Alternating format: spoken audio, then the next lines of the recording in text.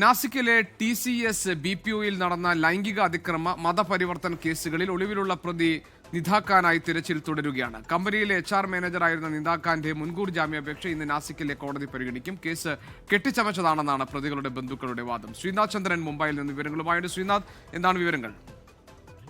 നിധാഖാൻ ഈ കേസിൽ പ്രതികൾക്ക് ഒത്താശ ചെയ്ത് നൽകി എന്നതാണ് നിധാഖാനെതിരായ പരാതി. ഒരു FIR-ലാണ് നിധാഖാൻ പ്രതിയായിട്ടുള്ളത്. HR മാനേജറാണ് നിധാഖാൻ എന്നതാണ് പുറത്തു വന്ന വിവരം. പക്ഷേ ഇന്നിപ്പോൾ കുടുംബം പറയുന്നത് നിധാഖാൻ HR മാനേജർ അല്ല, ഒരു ടെലികോളർ ആയിരുന്നു സ്ഥാപനത്തിലെ എന്നതാണ്.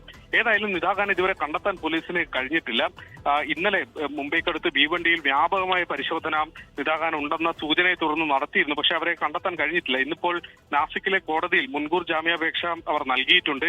ഗർഭിണിയാണ് എന്നതാണ് അവർ ഈ ജാമ്യാപേക്ഷയിൽ പ്രധാനമായും പറഞ്ഞിട്ടുള്ളത്. ആരോഗ്യ കാരണങ്ങൾ പരിഗണിച്ച് ജാമ്യം നൽകണം എന്നതാണ് അവരുടെ പ്രധാനപ്പെട്ട ആവശ്യം. ഏതായാലും ഈ ജാമ്യാപേക്ഷ പരിഗണിക്കും മുമ്പ് തന്നെ നിധാഖാനെ കണ്ടെത്താനുള്ള ശ്രമത്തിലാണ് പോലീസ് ഇപ്പോഴുള്ളത്. ഇതുവരെ ഒരു സ്ത്രീയടക്കം 8 പേരെയാണ് ഈ കേസിൽ പോലീസ് അറസ്റ്റ് ചെയ്തിട്ടുള്ളത്. 8 യുവതികളാണ് ഈ കേസിൽ പരാതി നൽകിയിട്ടുള്ളത്. നിധാഖാനെ എത്രയും വേഗം പിടികൂടാനുള്ള ശ്രമത്തിലാണ് പോലീസ്.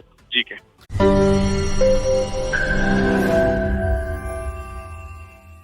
ലോകത്തെവിടെയായാലും ഏത് സമയത്തും 24 വാർത്തകളും ഓഗ്മെന്റഡ് റിയാലിറ്റി പാക്കേജുകളും എക്സ്പ്ലെയിനറുകളും വിശദമായി കാണാൻ ഞങ്ങളുടെ YouTube ചാനൽ നിങ്ങൾക്ക് സബ്സ്ക്രൈബ് ചെയ്യാം.